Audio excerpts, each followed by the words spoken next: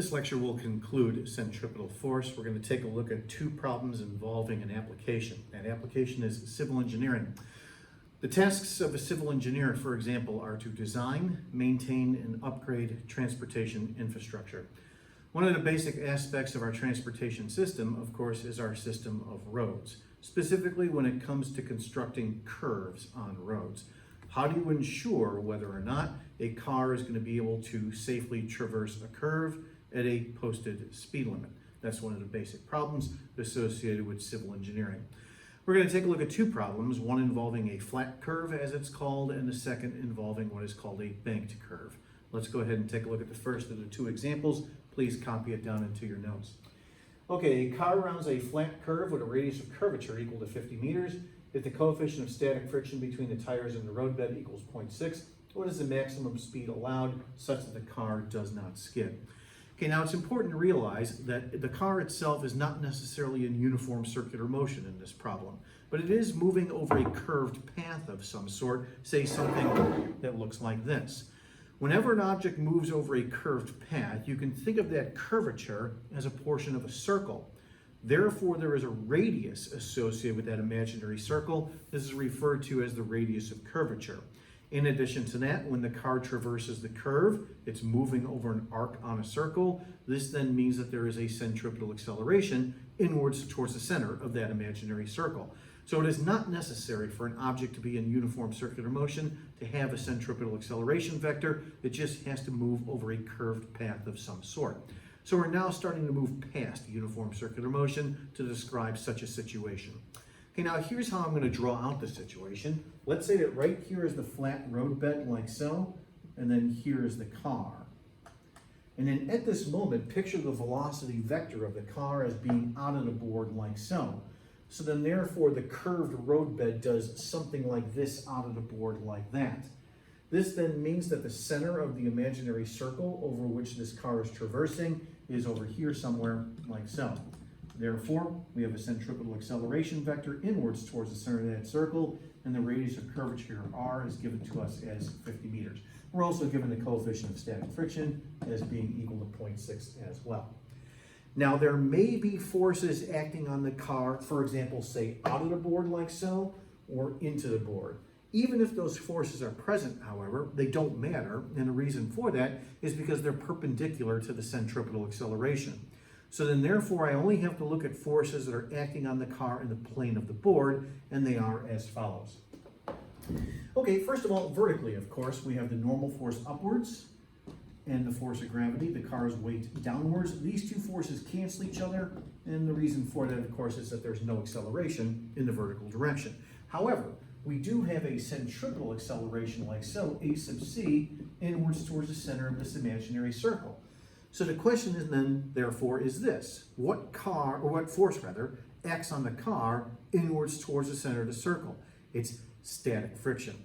The reason for that is because from the car's non-inertial reference frame, the car would feel a fictitious centrifugal force outwards from the center of the circle. In other words, the car would have a tendency to skid in the radial direction. So preventing that from happening has to be a force of static friction acting on the car like so, inwards towards the center of the circle. It's static friction and not kinetic friction, even though the car is moving, because relative to the center of the circle, the car is not skidding outwards. Therefore, it's a force of static friction. And now let's go ahead and add the forces in the radial direction. There's only one force, and that's the force of static friction, so it's equal to the net force, mass times acceleration. Notice in this expression, as you go around the curve, say faster and faster, then the force of static friction has to increase to prevent you from skidding. Eventually, static friction is going to be at its maximum value, and then therefore, if you go any faster than that, then you would start to skid. So what we're going to calculate is the speed v, assuming that Fs max occurs. Okay, now let's go ahead and replace Fs max here with the coefficient multiplied by the normal force. And then the normal force, of course, is equal to the car's weight. Let's go ahead and plug that in like so. And then notice that the mass of the car does cancel out here and here. So then therefore, you will then therefore skid if you go fast enough based upon the coefficient of static friction, the radius of curvature, and of course, how fast you're moving. So the mass of the car does not matter. Now, this is not taking into account the height of the car. Like, for example, say with a tall truck, if you have a tall truck that's traversing the curve, then that truck would have a tendency to tip over. That's a much more involved problem involving rotations. That's something that the AP Physics course will look at a later date. We're ignoring that here. We're assuming that the car is low to the ground, and then therefore the mass simply cancels. Okay, and then we just solve for the speed v here. We're not solving for a period or anything like that, like we did in earlier examples by using, for example, this expression. This expression does not apply to this situation, and the reason for that is because the car is not in uniform circular motion. There's no period here to calculate. So we just jump back to here and calculate the speed v. So let's move the r up to the numerator on the other side of the expression, and then take the square root. And ultimately, in doing so, we then end up with this equation here. This equation here, of course, is something that civil engineers are very familiar with. All right, let's go ahead and plug in our numbers here. So we have 0.6 times g times 50 meters for the radius of curvature, and this comes out to be 17.1 meters per second. Usually this number here is greater than the posted speed limit. Obviously, you want to ensure at the posted speed limit that you are nowhere near this number such that cars will not skid. Notice that the greater the radius of curvature, in other words, the more slight the curve, if you will, the greater the maximum safe speed. So this is why you only see slight curves associated with, say, freeways, where the posted speed limit is large. Only if the speed limit is very small could you have a radius of curvature that is small. If the radius of curvature is small, then the maximum safe speed is small, okay? Okay, now the next thing that civil engineers can do to ensure that cars safely traverse a curve is to take the roadbed and actually tilt it on an angle. This is what is referred to as the banked curve. That's the second of our two examples. Let me go ahead and erase this.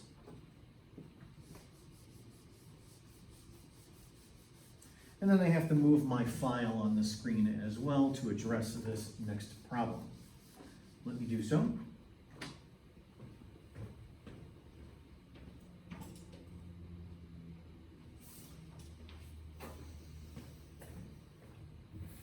Okay, so here is the banked curve example. A car rounds a banked curve that has an angle of inclination of 10 degrees and a radius of curvature of 50 meters. What is the design speed? I'll define what that means in just a few minutes. And then if the coefficient of static friction between the tires and the roadbed equals 0.6, what is the maximum safe speed allowed such that the car does not skid? Okay, now for the banked curve situation, it looks like this geometrically, like so. Where right here is the angle of inclination that's given to us as 10 degrees. And then right here is the vehicle. Okay, once again, picture this in the following way. At this moment, the velocity vector of the car, we'll say, is out of the board like so. So then therefore, the curve does this. It comes out of the board and then maybe goes into the board over here. A nice example of a banked curve is like the corners that you see on racetracks, like in auto racing, for example. Or a more familiar example that you have seen is, say, the off-ramp on a freeway. Particularly an off-ramp that does this like so down to the roadbed below. That's called a cloverleaf off-ramp. With a cloverleaf off-ramp, that curve is always banked a little bit. Okay, now, right here we'll say is the center of the imaginary circle as the car traverses this curve. Right here is the radius of curvature equal to 50 meters. And then later on, when we get deeper into the example, we'll once again need the coefficient of static friction here as 0.6. Okay, now here's what is meant by the design speed in part A of the problem. The design speed is like this perfect speed, if you will, such that the car does not have a tendency to skid. So then therefore you would be close to the design speed on a cloverleaf off-ramp, which is, by the way, usually very close to the posted speed limit, where you don't make any adjustments in your steering, you don't use the accelerator, you don't use the brakes, you basically just coast around the curve. When you do, the car does not have a tendency to skid, you're very close to what is called a design speed. If the car does not have a tendency to skid, this then means that there is no static friction acting upon the car. So no static friction. Therefore, in the plane of the board, once again, and that's all that we have to worry about because that's in the plane here of the centripetal acceleration vector, if there's no static friction acting, then we just have two forces, the normal force perpendicular to the incline and the force of gravity. That is like so. Here's a normal force. Here's the force of gravity straight downwards. Initially, this looks like the frictionless incline problem from earlier in this unit on dynamics, but it's not. In the frictionless incline problem, remember that the acceleration vector was down the slope. Not so in this case. It's horizontal, like this, inwards towards the center of the circle, which is over here. So I don't take mg and break that into components. Instead, it's the normal force that's on an angle with respect to the acceleration. It's the normal force that's broken into components. So we break the normal force into components like so. Perpendicular and parallel to the acceleration. And then if you go through the geometrical steps, you can then show that this angle right here is actually the same thing as the angle of inclination. This right here is theta. I encourage you on your own to verify that for yourselves. It just involves a couple of geometrical steps. Okay, now let's go ahead and add up the forces. First of all, perpendicular to the acceleration, everything cancels out. So you have n cosine theta here canceling out with mg. And then in a radial direction like so, we only have right here n sine theta. So then therefore n sine theta is equal to the net force mv squared over r. And now we have here two equations and two unknowns. The two unknowns are the normal force that we don't care about and the speed v. Before I go into the algebra to solve for that speed v, notice by the way that this force diagram here is essentially identical to the force diagram for the conical pendulum from earlier in this series of lectures. The only difference is that instead of talking about a tension vector, in this case it's a normal force vector.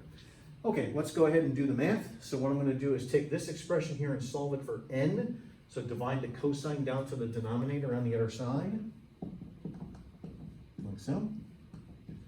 And then take this expression for the normal force and then plug it into here. So I get mg over cosine theta, and then times sine theta equals mv squared over r. And now things begin to simplify. Like in the flat curve problem from earlier, the mass of the vehicle cancels out. So let's get rid of that. And then here on the left-hand side, we have sine over cosine, which is tangent. So let's go ahead and write that. So simplifying, we now have g tangent theta is equal to v squared over r, and now we just cross multiply the r to the other side, and then take the square root now to get the design speed. So the design speed then is the following expression. Once again, civil engineers are very familiar with this expression. It's usually very close to the posted speed limit on a cloverleaf off-ramp. Okay, so I need to be in the correct mode in my calculator. Let's see, I've got the square root now of 9.8 times 50 times the tangent of 10 degrees. And this works out to be a syntax error. Let's try that again. All right, 9.8 times 50 times the tangent, there we go, 10 degrees. And this comes out to be about 9.3 meters per second. Usually on a banked curve, like a cloverleaf off-ramp, the speed limit is around 20 miles per hour or so. That's roughly in this neighborhood. Okay, then in part B of the problem, now let's go ahead and increase the speed. If, of course, you go fast enough, you would eventually skid. So in which direction then would the car skid? Well, it would skid up the slope.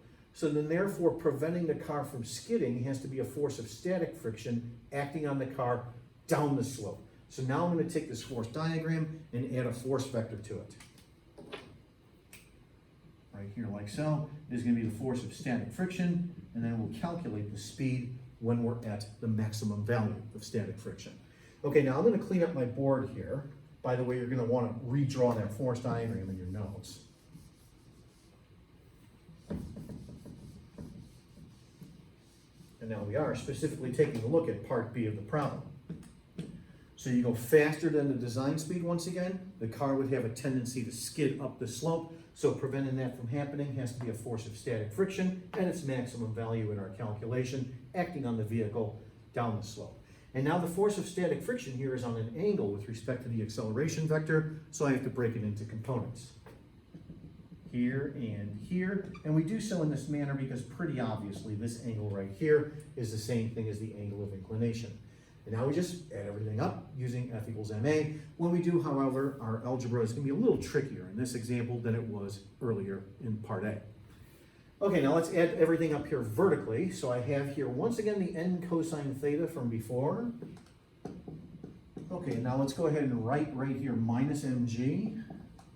But then we also have right here pointing downwards an fs max sine theta. So minus fs max sine theta. Vertically, there's no acceleration, so everything here adds up to 0. Okay, now before I get to the radial direction, let's go ahead and replace Fs max with coefficient multiplied by normal force. I'm going to star this expression here as I write it, like so. And then this right here is going to be the first of our two equations and two unknowns. The two unknowns are the normal force that we don't care about, and the speed v, which we'll now get to in our second equation. So let's go ahead and add everything up here in the radial direction. As I did before, I have here n sine theta. So, but now I also have right here in blue a plus Fs max cosine theta, also pointing in the same direction as the acceleration a.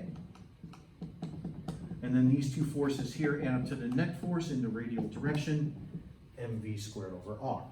Okay, let's go ahead and write Fs max here as coefficient times normal force. I'll star this expression as well, because this right here now is going to be the second of my two equations and two unknowns. Like so. Okay, let me get rid of the stuff I don't need at this point. So I don't need this step here from earlier, nor do I need this one here. And now we basically have to run through the algebra. What I'm going to do is take this first expression here and solve it for n, and then I'll take that and plug it into here and here. When I do, the only thing that will be unknown that's left is the speed v, which we can then solve for. And as you can see here algebraically, this is definitely a little bit messy. All right, so here's what I'm going to do in this expression. I'm actually going to do two things at once. I'm going to take the mg and move it to the other side. And I'm going to factor out an n here from the two remaining terms such that it looks like this.